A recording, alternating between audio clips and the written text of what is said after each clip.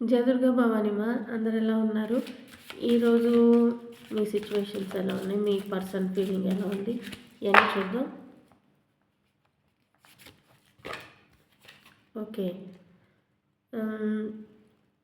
కొందరు ఏంటంటే మీ విషయాల్లో ఎవరైతే మీ పర్సన్స్ మీకోసం అంటే స్టాండ్ తీసుకోవట్లేదో, అంటే మీ గురించి పట్టించుకోకుండా అట్లా ఉన్నారు ఇప్పటిదాకా. వాళ్ళు మీ పర్సన్స్ మీకోసం ఆలోచించి మీకోసం ఏదో ఒక డెసిషన్ తీసుకోబోతున్నారు.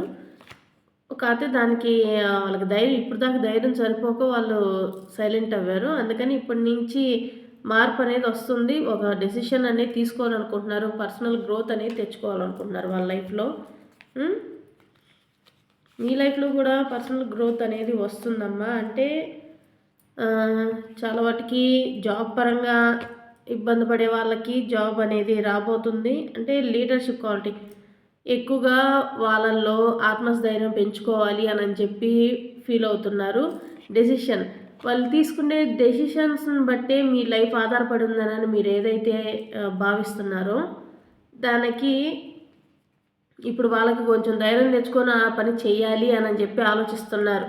అది రిలేషన్లో అది మీరు ఏమనుకుంటున్నారో అట్లాగా మీరు ఒకటి ఆలోచించారు కదా, అది చేయాలి అని మీ పర్సన్స్ అనుకుంటున్నారు. ఇంట్యూషన్ అంటే మీరు వాళ్ళపైన నమ్మకం పెట్టుకోవాలి అని చెప్పి వీళ్ళు భావిస్తున్నారమ్మా. అంటే వాళ్ళకి కొంచెం టైం అడుగుతున్నారు. మీ పర్సన్స్ టైం అడుగుతున్నారు. పాజిటివ్గా ఉండండి, వాళ్ళు మీకు ఎప్పుడూ తోడుగానే ఉంటాము అని చెప్పి చెప్తున్నారు. ఎప్పుడు చూసినా అంటే మీరు వాళ్ళు మిమ్మల్ని అర్థం చేసుకోవాలి అని అనేది కాకుండా వాళ్ళను కూడా మీరు అర్థం చేసుకోవాలి అనే ఫీలింగ్ ఎక్కువగా కనిపిస్తుంది. ఆర్థికంగా ఎవరైతే ఇబ్బంది పడుతున్నారో వాళ్ళందరికి కూడా కొంచెం గుడ్ న్యూస్ లాగే ఉంది. ఎస్. అంటే మీరు ఏదైతే బిలీవ్ చేస్తారో, మీరు ఏ విషయాన్ని మీరు కాన్ఫిడెంట్గా ఉంటారో అది ఖచ్చితంగా జరుగుతుంది. అందుకే పాజిటివ్గా ఆలోచించండి, పాజిటివ్గానే ఉండండి.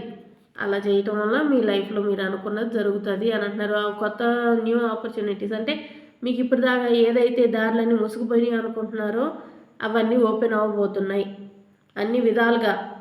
ఓకే. ఈ వీడియో మీకు నచ్చినట్లయితే సబ్స్క్రైబ్ చేసి, లైక్ చేసి, షేర్ చేయండి. మా కమెంట్స్ ఖచ్చితంగా పెట్టండి. ఎస్ అని మీకు రెజొనేట్ అవుతుంది. ఓకే. జయ దుర్గా భవాని.